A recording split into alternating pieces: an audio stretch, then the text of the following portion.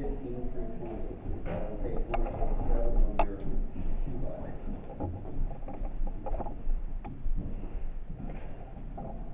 See, I set before you today life and prosperity, death and destruction. For I command you today to love the Lord your God, to walk in obedience to him, and to keep his commands, decrees, and laws. Then you will live and increase, and the Lord your God will bless you in the land you are entering to possess. But if your heart turns away and you are not obedient, and if you are drawn away to bow down to other gods and worship them, I declare to you this day that you will certainly be destroyed.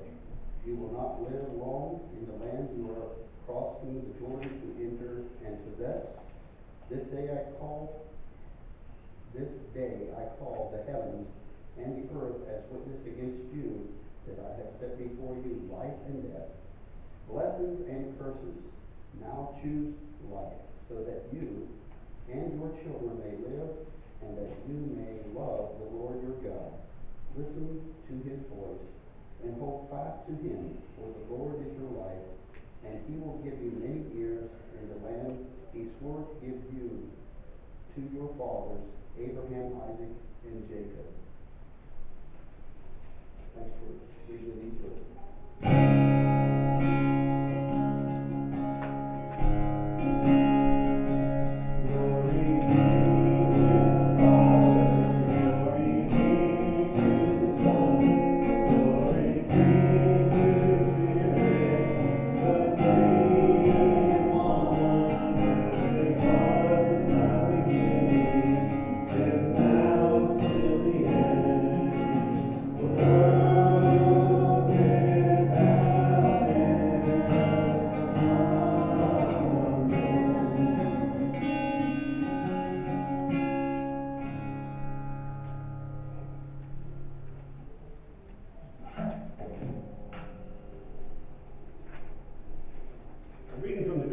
Today is Luke chapter 14. I invite you to turn with me to that.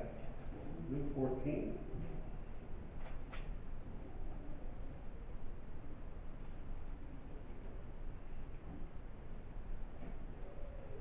Listen to the word of God.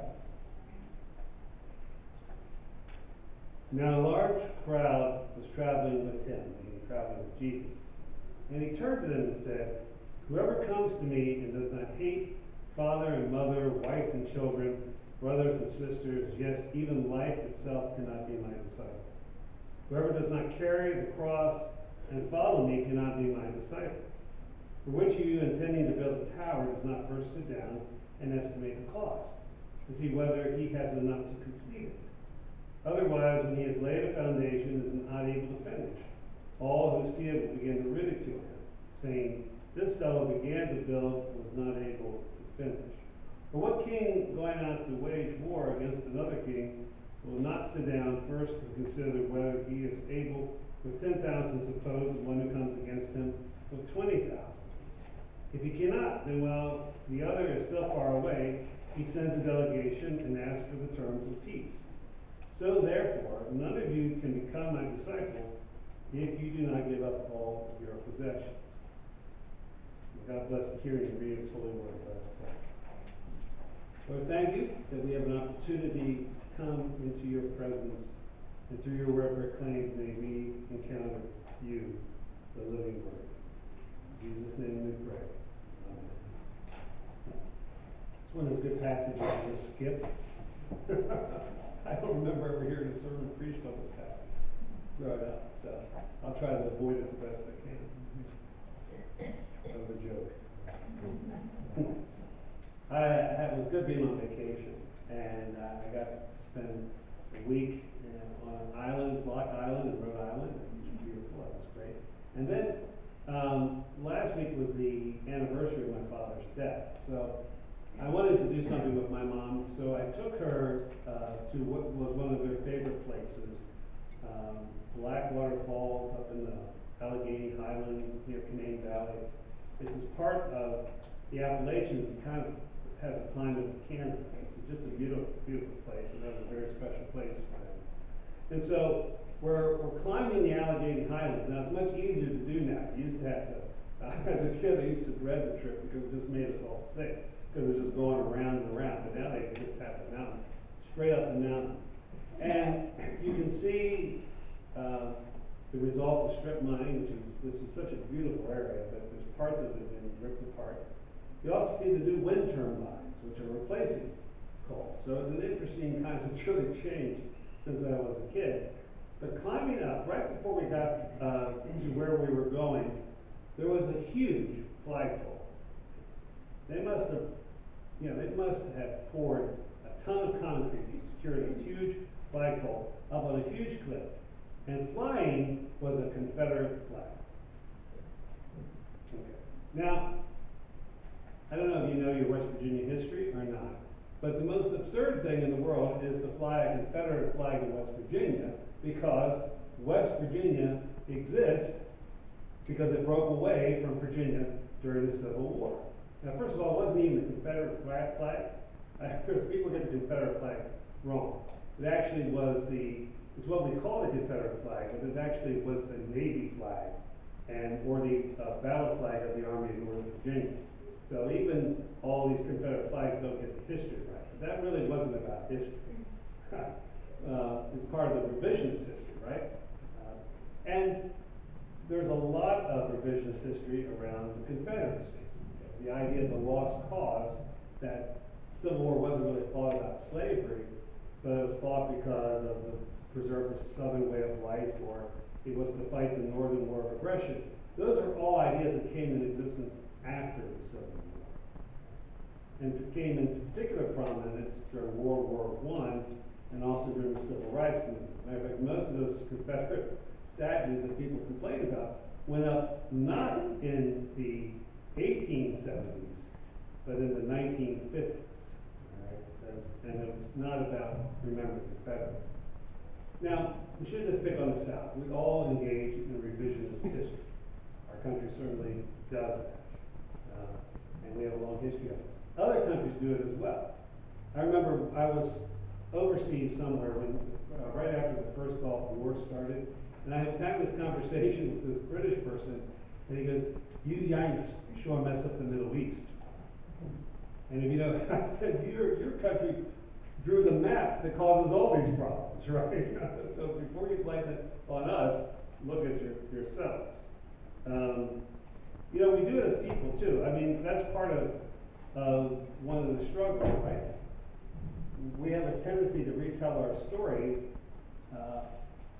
where we are the ones who usually are in the right, particularly if there's conflict, whether it be at work, or let's say if you've ever listened to people give witness of what happened in an accident.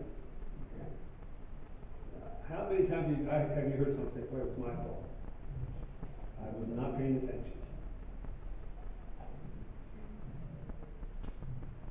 So that's what makes the Hebrew Scriptures so unique, because they don't whitewash their history.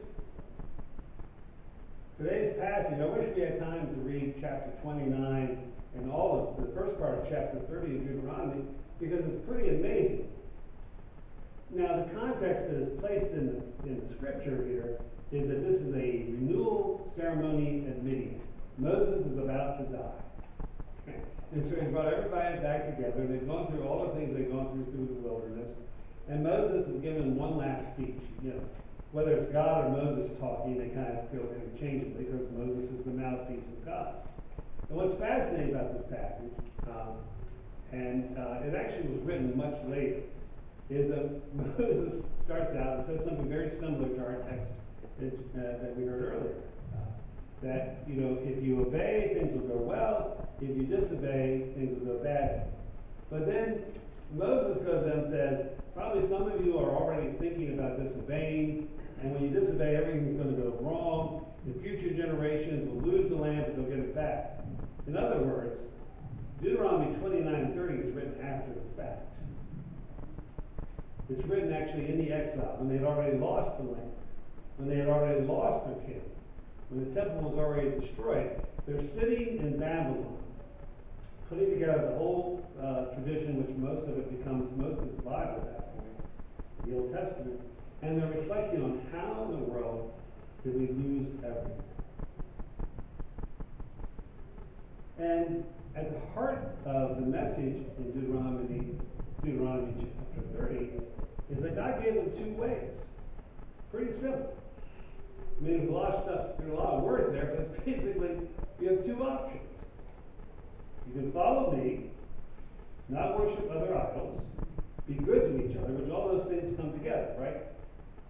There's one, when we don't worship the true God, we have a tendency to look at other people in a wrong way. Now, there are people who don't believe in God who are often better than people who do believe in God. But a false idea about God almost inevitably leads to a false idea about people. And so, the history of Israel is them treating each other badly. Of people who once were slaves, taking on slaves themselves and treating this foreigner and the stranger in an oppressive way. Forgetting about the orphan and the homeless, treating the poor, taking advantage of it. That was because, according to the prophets, because they didn't take God seriously. So the option that is given here is, if you follow God and recognize God as God, then you will live and you will prosper. If you don't, then you won't. Okay.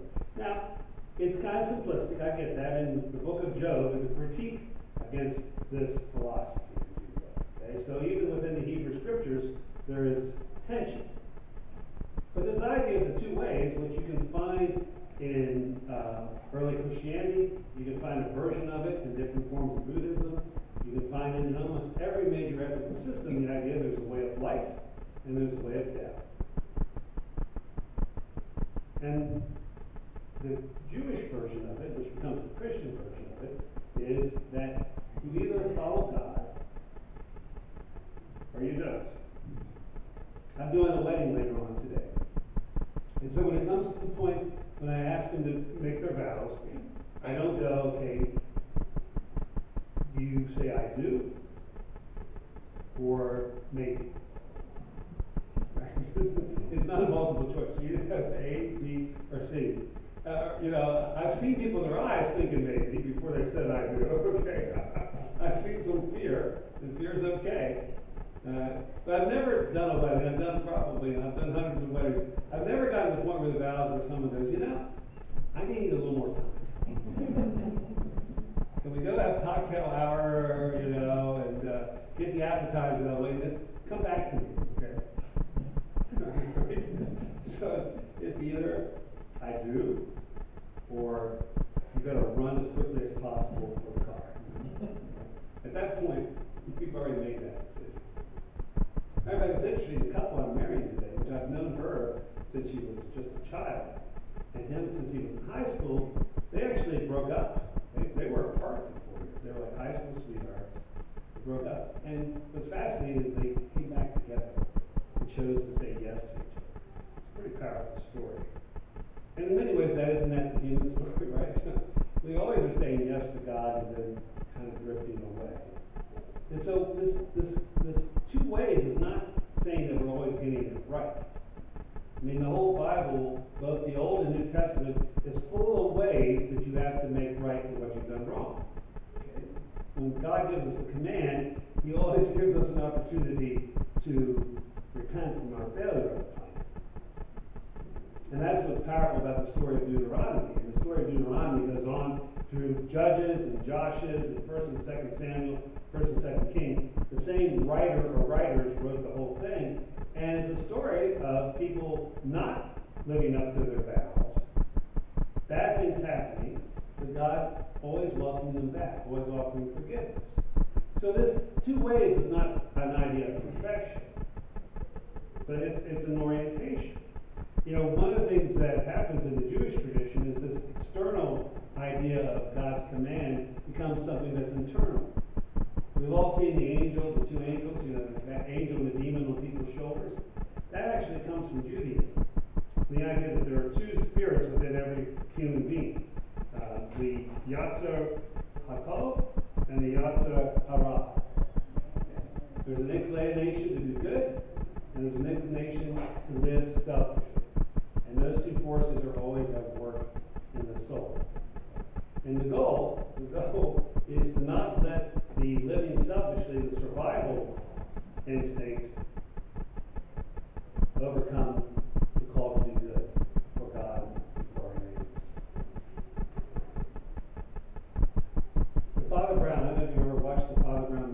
not. But they were actually written by G.K. Chesterton, who was a guy who was both a journalist who started out his life as an atheist, converted, and was really an interesting writer, interesting apologist. And Father Brown is one of the he does the Father Brown Mysteries as well, all kinds of different writings. And Father Brown said this once in one of the books: "No man's really any good till he knows how bad he is, or might be, till he's realized exactly how much right he has to all his snobbery and sneering and talking about criminals as if they were apes in a forest 10,000 miles away, till he gets rid of all the dirty self-deception of talking about low types and deficient skills, till he squeezed out of his soul the last drop of the oil of the Pharisees, till his only hope is somehow or other to have captured one criminal and keep him safe and sane under his own hat. Until you capture the criminal